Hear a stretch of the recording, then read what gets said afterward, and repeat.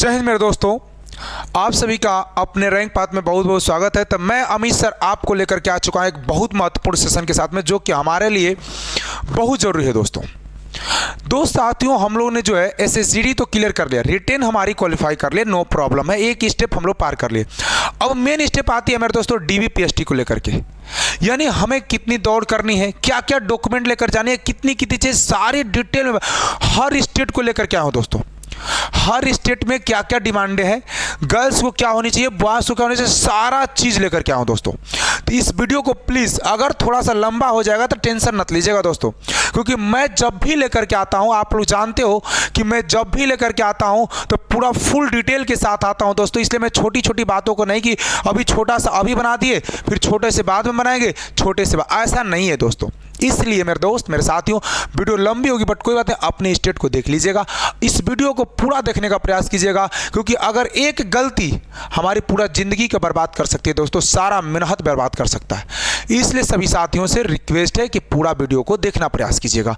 छोटी सी एक कोटेशन आया है जो कि हमें हिम्मत बढ़ाना चाहिए, और जानते हो कि हमें दौड़ने के लिए क्या होनी चाहिए, सबसे ज़्यादा हिम्मत की जरूरत होती है मेरे दोस्तों। कैसे दौड़ना है ये भी बताऊँगा, मैंने खुद किया एक, तो मेरे दोस्तों इसलिए बात करता हूँ दोस्तों कि इसको पहले देखिएगा, फिर बारी बारी आपको बताऊंगा कैसे रनिंग करना है, कैसे आपकी हिम्मत नहीं हारनी चाहिए, कैसे आप 100% अपना फिजिकल रनिंग निकाल सकते हो दोस्तों, डॉक्यूमेंट क्या चाहिए, सारी बातें बताऊंगा। पहले इस बातों को थोड़ा सा देखते हैं, कितना इंपॉर्टेंट सी बातें हैं दोस्तों। देखिए करा है कि कितना छोटी सी बात है, बहुत इंपॉर्टेंट है। खोल दे पंख मेरे कहता है परिंदा, खोल दे पंख मेरे कहता है परिंदा, अभी और उड़ान बाकी है, जमीन नहीं है मंजिल मेरी, जमीन नहीं है मंजिल मेरी, अभी पूरा आसमान बाकी है, अभी पूरा आसमान बाकी है। दोस्तों हम बढ़ते हैं अपने पॉइंट्स को लेकर के, देखिएगा हमारी पॉइंट क्या है दोस्तों। हमारी जो पहली पॉइंट है दोस्तों, ध्यान से देखिएगा, मैंने देखो यहाँ पर 5 स्टार लगा रखा है। क्यों 5 स्टार लगाया दोस्तों? क्योंकि दोस्तों ये मेरे लिए क्या है, इम्पोर्टेंट है। ये मेरे लिए क्या है दोस्तों, इम्पोर्टेंट है। यही मेरा सबसे मैंने पहला स्टेज मेरा यही है कि हमें हर हालत में दोस्तों डॉक्यूमेंट कंप्लीट लेकर जाना है, वरना कोई भी मरवत नहीं करता है दोस्तों। ये जान लीजिए, अगर ये गलती आपके पास है भी, घर पर छूट भी गया है ना, तो जान लीजिए वहाँ पर रोते रहिएगा बट कोई नहीं सुनने वाला है, आपका सारा मेहनत बर्बाद। इसलिए दोस्तों पेशेंस के साथ जब भी डॉक्यूमेंट सरिएगा तो मन दिमाग को एकत्रित करके, यानी माइंड कांस्टेंट करके डॉक्यूमेंट को सबमिट करिएगा। और मैं यह भी बता रहा हूं आपको दोस्तों कि हर डॉक्यूमेंट का कॉपी जरूर कर लीजिएगा, हर डॉक्यूमेंट का मेरे दोस्तों जेरॉक्स कॉपी जरूर कर लीजिएगा। आपको ओरिजिनल एक अलग फाइल बनाइएगा और जेरॉक्स का एक अलग फाइल बनाइएगा दोस्तों, आपको बेनिफिट रहेगा। हम 10, 20, 50 बचाने के चक्कर में ज़्यादा कुछ खो देंगे, इसलिए मेरे दोस्तों 10, 20, 50 इस समय नहीं बचाना है। देखिए मेरे दोस्तों कितनी इंपॉर्टेंट सी बात है, एक मैं दिल लेकर के आऊँ, देखिएगा ध्यान से। पहला जो आपकी है मेरे दोस्तों आईडी प्रूफ, आईडी प्रूफ में आधार कार्ड होना जरूरी है, आधार कार्ड और पैन कार्ड ले लेना दोस्तों। दूसरा है 10th एंड 12th का मार्कशीट, हर एक का जेरॉक्स कॉपी होना चाहिए दोस्तों, जान लेना, 10th और 12th का मार्कशीट। तीसरा मेरे दोस्तों डोमिसाइल, डोमिसाइल मतलब आप कहाँ के निवासी हैं, बिहार के हैं तो बिहार के निवासी, यूपी हैं तो यूपी के निवासी, बंगाल के हैं तो बंगाल के निवासी, मतलब हर अपना अपना स्टेट का निवासी बनवा ले, निवास प्रमाण पत्र जिसको बोलते हैं। चौथा मेरे दोस्तों है 4 पासपोर्ट साइज फोटो। अब कुछ बच्चे कहते हैं सर जो हमारे एडमिट कार्ड पर है, क्या हम उसी एडमिट कार्ड पर का फोटो चाहिए? नहीं दोस्तों, ये कोई जरूरी नहीं है, आपको आपका खुद का फोटो होना चाहिए, क्योंकि एडमिट कार्ड से खुद वो मिला लेगा और आपका चेहरा मिलाएगा, फिर आपका फोटो मिला लेगा, कोई जरूरी नहीं है। तो मेरे दोस्तों मैंने लिखा है 4, क्योंकि रिक्वायर्ड होती है 4 की, लेकिन आप 7-8 लेकर जाइएगा, है ना, ज़्यादा लेकर जाइएगा, कहीं कम ना पड़े। इसलिए मेरे दोस्तों होती है रिक्वायर्ड 4 की, डॉक्यूमेंट के आधार पर आपको 4 की रिक्वायर्ड होती है, लेकिन आप ज़्यादा लेकर के जाइएगा, कहीं लग जाएगा तो लगा दीजिएगा, इसमें कोई बात है। 5 आता है मेरे दोस्तों कास्ट सर्टिफिकेट है, जिसको बोलते हैं जाति निवास। मेरे दोस्त जाति, एक निवास तो हो गया, जाति, जाति प्रमाण पत्र जरूर बनवा लीजिए मेरे दोस्तों, ये भी जरूरत है। 6 आती है मेरे दोस्तों एनी रिलैक्सेशन सर्टिफिकेट, यानी कि आपको अगर रिलैक्सेशन मिला है, आपको अगर रिलैक्सेशन के फॉर्म भरे हो कि मुझे रिलैक्सेशन चाहिए, तो आपको मेरे दोस्तों रिलैक्सेशन का चाहिए, किस डॉक्यूमेंट के आधार पर आपने रिलैक्सेशन मांगा है, छूट मांगा है, उसका सर्टिफिकेट होना जरूरी है। अगर नहीं रहेगा ना तो आपका सारा बर्बादी समझ लीजिए, इसलिए पहले से मैं बता दे रहा हूँ। 7वां नंबर आता है दोस्तों 7th आता है कैरेक्टर सर्टिफिकेट, और वो भी गवर्नमेंट का, सेंट्रल गवर्नमेंट का। एक कैरेक्टर सर्टिफिकेट क्या होता है दोस्तों? तो कैरेक्टर सर्टिफिकेट में तो बोलते हैं आचरण प्रमाण पत्र। ये आचरण प्रमाण पत्र क्यों मांगता है? कि आपको किसी थाने में आपका केस तो नहीं चल रहा है, आपने किसी का मर्डर तो नहीं कर दिया है, आपने किसी से लड़ाई, मतलब आपकी आचरण साफ सुथरा है कि नहीं, इसके लिए मेरे दोस्तों उसको आचरण प्रमाण पत्र की आवश्यकता होती है। तो आचरण प्रमाण पत्र भी आप लोग रख लीजिएगा, ये बहुत जरूरी। आप सेंट्रल के लिए जा रहे हो, एसएससी का फॉर्म भर रहे हो, सेंट्रल का जब जॉब करते हैं मेरे दोस्तों, तो ये जो कैरेक्टर सर्टिफिकेट होनी चाहिए वो सेंट्रल लेवल की होनी चाहिए। अब इसका पहचान कैसे करोगे दोस्तों? तो जब आप फॉर्म सर्टिफिकेट बनवाए होंगे या बनवाओगे मेरे दोस्तों, तो आप भारत सरकार, देखो ऊपर में लिखोगे तो भारत सरकार लिखा रहता है, अगर किसी स्टेट के बनवाते हो तो राज्य सरकार लिखा रहता है। तो आप भारत सरकार वाला बनाना, जिसमें आपको जाओगे किसी डॉक्यूमेंट वाले पर, दुकान पर, जहाँ पर सारे जाति निवास ऐसे मिलते हैं, तो बोलोगे कि मुझे गवर्नमेंट्स का चाहिए आचरण प्रमाण पत्र या कैरेक्टर सर्टिफिकेट, तो आपको मेरे दोस्तों वो दे देगा। वहाँ से क्या बनता है दोस्तों, आप लोग प्रोसेस को जान लीजिए, वरना मैं खुद बता दूँगा। प्रोसेस अपने ब्लॉक, फिर अपना अनुमंडल जिसको बोलते हैं मेरे दोस्तों, वहाँ से उसके बाद मेरे दोस्तों आपको अपने ज़िले में बनते हैं, है ना। तो ये आप याद रखिएगा। ये आपकी हो गई दोस्तों। नेक्स्ट आती है मेरे दोस्तों हाइट के बारे में, ऊंचाई। मुझसे ऊंचाइयों के बारे में भी कुछ लोग बात किए थे, इसलिए मैंने ऊंचाई को लेकर के आ गया दोस्तों, याद रखिएगा। ऊंचाई में मेरे दोस्तों जाति पुरुष के लिए और महिला के लिए, तीनों के लिए मैं जाति पुरुष के लिए भी लेकर आया हूँ सेंटीमीटर में, और महिला के लिए भी कितनी चाहिए ये भी सेंटीमीटर में है मेरे दोस्तों। देखिए मैंने लिखा है, ध्यान से सुना मेरे दोस्तों, मैंने लिखा है उत्तर, ध्यान से देख लो मेरे दोस्तों, मैं इधर थोड़ा सा साइड कर देता हूँ और इधर, ताकि उधर का दिखाई देगा अच्छे से, है ना। देखिए मैंने लिखा है दोस्तों कि उत्तर पूर्व राज्यों के एसटी उम्मीदवारों की लंबाई, मेरे दोस्तों अगर आप जनरल के हो, जनरल मतलब कि आप अगर सामान्य अगर राज्य के, जैसे बिहार हो गया, यूपी हो गया, ऐसे राज्यों के हैं, तो आपको चाहिए 170 सेंटीमीटर और 157 सेंटीमीटर। महिलाओं के लिए, पुरुषों के लिए 170 चाहिए। आप अगर उत्तरी पूर्व राज्यों के एसटी उम्मीदवारों की लंबाई चाहिए तो 160 सेंटीमीटर चाहिए, और मेरे दोस्तों जो महिलाओं के लिए चाहिए 147.5 चाहिए। वामपंथी उग्रवाद प्रभावित जिलों के एसटी के उम्मीदवार हैं तो उनकी लंबाई क्या चाहिए मेरे दोस्तों, 160 चाहिए, और बाकी 147.5 चाहिए। अब कहोगे सर जी जो एसटी वाले होंगे, बाकी जो बच्चे हैं जैसे ओबीसी वाले हो गए, है ना, इनके लिए क्या चाहिए? तो इनके लिए 170 ही चाहिए दोस्तों। अगर जनरल की बात है मैंने पहले ही कर दिया, इसका मतलब क्या है मेरे दोस्तों कि उनको जो है 170 ही चाहिए। अच्छा, उसके बाद आता है गढ़वाल, कुमाऊनी, डोंगरा, मराठा, असम, हिमाचल प्रदेश, जम्मू कश्मीर और लद्दाख के उम्मीदवारों की लंबाई होनी चाहिए 162.5 पुरुषों के लिए मेरे दोस्तों, और 152.5 महिलाओं के लिए होनी चाहिए। कितना होनी चाहिए मेरे दोस्तों? 152.5 महिलाओं के लिए होनी चाहिए। GTA मतलब होता है जो गोरखा ट्रीटमेंट रेजिमेंट के होते हैं मेरे दोस्तों, गोरखा वाले से आने वाले उम्मीदवार जो होंगे उनके लिए मेरे दोस्तों 157 चाहिए पुरुषों के लिए, और 152.5 चाहिए मेरे दोस्तों महिलाओं के लिए। ये इंपॉर्टेंट है दोस्तों, इसीलिए मैंने आपसे बोला था, है ना, ये इंपॉर्टेंट है दोस्तों। मैं अब आगे बढ़ता हूँ। ये आपकी हाइट थी, अपनी अपनी हाइट है, जरूर नाप लीजिएगा। 170 एबव होनी चाहिए, 170 में 72, 73 होगा, 71 होगा, चलेगा।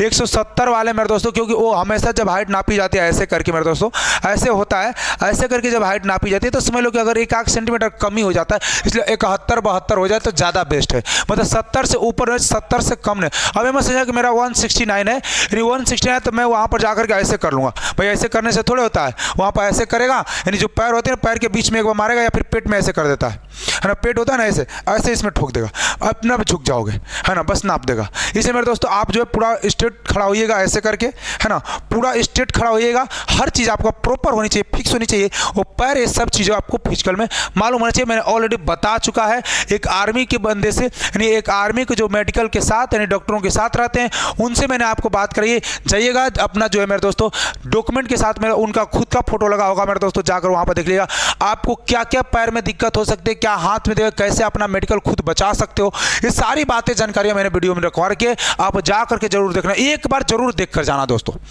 एक बार जरूर देख कर जाना। आप अपना 40 से 50% जो है मेडिकल खुद से छिपा सकते हैं। अगर पैर में थोड़ा बहुत दिक्कत है ना, आप छिपा सकते हो, इसलिए उसको वीडियो को देखिए, क्योंकि वो आर्मी के बंदे वो जानते हैं कैसे कैसे होता है। मैंने उसको वीडियो ऑलरेडी बनवा दिया है, जा करके देख लेना सभी लोग, ठीक है। इसके बाद बात करते हैं मेरे दोस्तों अगला आती है चेस्ट के बारे में। चेस्ट यानी छाती में क्या क्या होनी चाहिए मेरे दोस्तों, इसके बारे में जानकारी देख लीजिए सभी लोग। इनके बारे में जानकारी कैसे कैसे है देखिएगा ध्यान से मेरे दोस्तों। जाति बात करते हैं मेरे दोस्तों, जाति को लेकर के, है ना। जाति देखिए ध्यान से, जाति न्यूनतम फुला के प्लस न्यूनतम यानी कितना, मतलब आपको मेन है यहीं से, है ना, मेन आपको यहीं से, इससे कोई ज़रूरत नहीं, लेकिन मैंने लिख दिया। जनरल के लिए बच्चों के लिए जो जनरल में होंगे उनको मेरे दोस्तों न्यूनतम जो चेस्ट होनी चाहिए 80 सेंटीमीटर होनी चाहिए। फुलाने का 5 सेंटीमीटर फुलाना होता है, यानी टोटल मान के चले 85 सेंटीमीटर। यानी जब आप ऐसे करोगे दोस्तों तो यहाँ से क्या होता है, ऐसे लगाया जाता है। मैंने देखो प्रैक्टिकली सब कुछ बता रहा हूँ क्योंकि मैंने कई बार कर चुका हूँ मेरे दोस्तों, है ना। ऐसे पूरा फुलाया जाता है, ऐसे करके फुलाता है, मतलब ऐसे पूरा फुलाना है दोस्तों। जब फुलाएगा तो ये 5 सेंटीमीटर आपको फूलनी चाहिए। अगर आपके चेस्ट में कोई प्रॉब्लम होती है तो 5 सेंटीमीटर नहीं फूलता है मेरे दोस्तों, तो आपको 5 सेंटीमीटर फूलना चाहिए। एसटी वाले बच्चे देख लीजिए, एसटी वाले बच्चे जो होते हैं मेरे दोस्तों उनको 76 सेंटीमीटर हाइट होनी चाहिए। 5 सेंटीमीटर मेरे दोस्तों फुलाना है, यानी मान के चलिए 81 सेंटीमीटर। गुड़वाल, कुमाऊं, डोंगरा, मराठा, असम, हिमाचल प्रदेश, जम्मू एंड कश्मीर, लद्दाख के उम्मीदवारों दोस्तों, है ना, चेस्ट क्या होनी चाहिए ये समझिएगा ध्यान से। तो दोस्तों मेरे ध्यान सुनिएगा, देखिए 76-78 सेंटीमीटर होनी चाहिए उनका न्यूनतम चेस्ट, 5 सेंटीमीटर फुला करके यानी कि 83 होनी चाहिए दोस्तों। फिर आगे की बात करते हैं दोस्तों, अगला क्या है मेरा इसमें, अगला देखिए मेरे दोस्तों, फिजिकल इफिशियंसी टेस्ट, यानी जिसको पीटी बोलते हैं मेरे दोस्तों, फिजिकल इफिशिएंसी। यही तो मेरा आप जी इंपॉर्टेंट है, इसको इंपॉर्टेंट है दोस्तों, ये हमारी इंपॉर्टेंट है, याद रख लेना, ये हमें जरूरी है, इंपॉर्टेंट है। सुनिएगा दोस्तों, जाति फिर से आ गया, पुरुष उम्मीदवारों के लिए रनिंग दूरी, पुरुष उम्मीदवारों के लिए रनिंग टाइमिंग, महिला उम्मीदवारों के लिए रनिंग दूरी, महिला उम्मीदवारों के लिए रनिंग टाइम। मेरे दोस्तों ध्यान से सुनना, सभी के लिए मैंने लिखा हूँ, यानी सभी बच्चे के लिए, जो सभी ST SC जितने भी हो सभी के लिए मेरे दोस्तों 5 किलोमीटर की रनिंग होगी, 24 मिनट का समय दिया जाएगा। महिलाओं के लिए 1.6 किलोमीटर की रनिंग होगी, 8.5 मिनट की मेरे दोस्तों समय दिया जाएगा।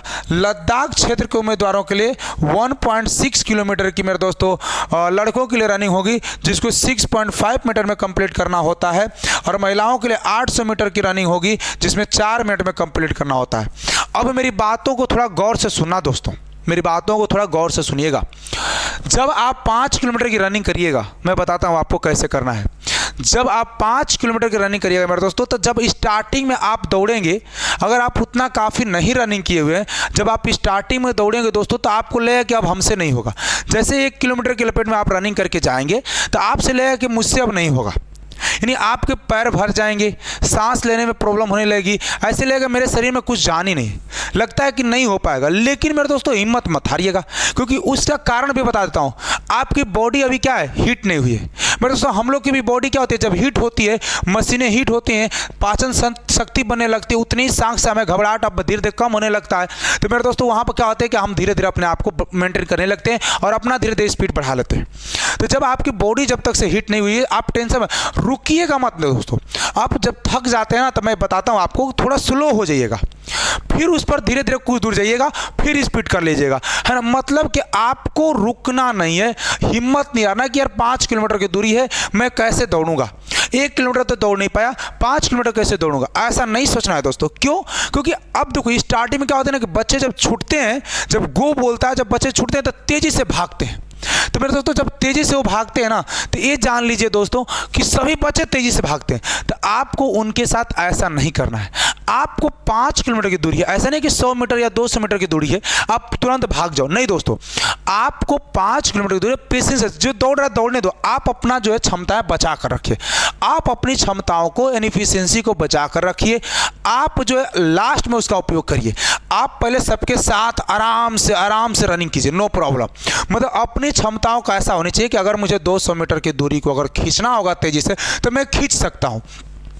जान लो कि जो सबसे तेजी में स्टार्ट में दौड़ता है ना मेरे दोस्तों, जान लो उसका सिलेक्शन नहीं होने वाला है, क्योंकि वो जो है आगे जा करके क्या होता है, रुक जाता है, थक जाता है। आपको ऐसा नहीं करना, आपको अपना खुद का बैलेंस लेकर के चलना है कि हमें किस तरह से दौड़ना है दोस्तों, क्योंकि टाइम बहुत काफ़ी है मेरे दोस्तों। 24 मिनट कुछ कहलाता है समय, 24 किलोमीटर 24 मिनट कुछ कहलाता है दोस्तों। 5 किलोमीटर के लिए बहुत काफ़ी समय, आप आराम से 18-19 मिनट में मार सकते हो दोस्तों, ये जान लीजिए।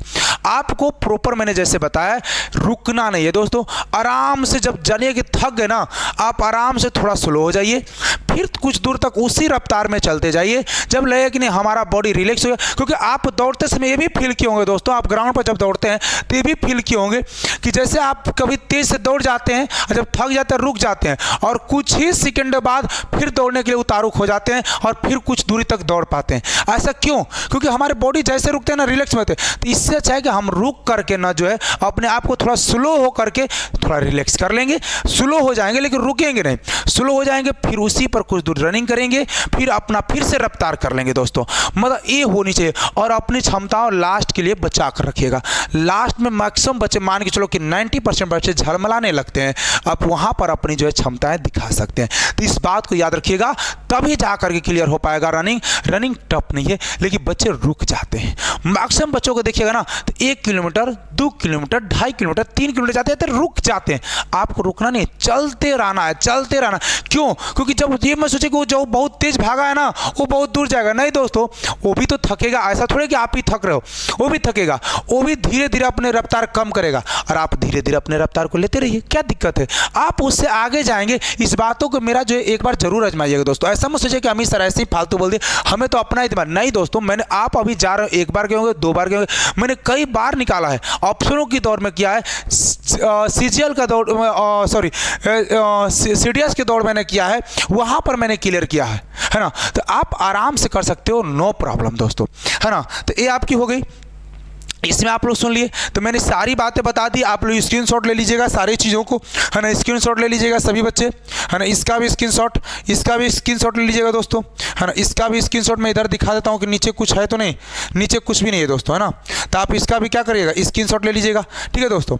इसके बाद बात आती है यहाँ पर, इसको भी अपने पास रखे रहिएगा, है ना, हाइट के बारे में। और ये तो अपना रख ही लीजिएगा, इम्पोर्टेंट है मेरे दोस्तों, ये तो आप अपने पास रख ही लीजिएगा, इम्पोर्टेंट है और इसे आप जरूर फॉलो कीजिएगा दोस्तों। ये आपका एक भी डॉक्यूमेंट छूटना नहीं चाहिए। तो चलिए दोस्तों, मिलते हैं हम लोग क्लासेस के साथ में। मैंने ऑलरेडी सीजीएल का बैचेस लॉन्च कर चुका है, स्पेशल सीजीएल 30 बैच मेरे दोस्तों। मैंने एमटीएस का मॉक टेस्ट स्टार्टेड कर रखा है। सबकी टाइमिंग आपको मालूम होनी चाहिए, नहीं मालूम है तो आप जाकर देख लीजिएगा, डिस्क्रिप्शन में मैंने दे दूंगा, वरना मैं बता भी दे रहा हूँ मेरे दोस्तों कि 3 बजे से जो है मेरे दोस्तों डेली शाम 3 बजे से सीजीएल की चल रही है और मेरे दोस्तों 9 बजे रात में आपका एमटीएस की चल रहा है। एक मैराथन हर संडे चलेगा जिसमें रीजनिंग की तैयारी कराई जाएगी, तो आप उसमें भी लग जाइए और मजा लीजिए दोस्तों। तो मिलते हैं नेक्स्ट क्लास में, तब तक ध्यान रखें, जय हिंद।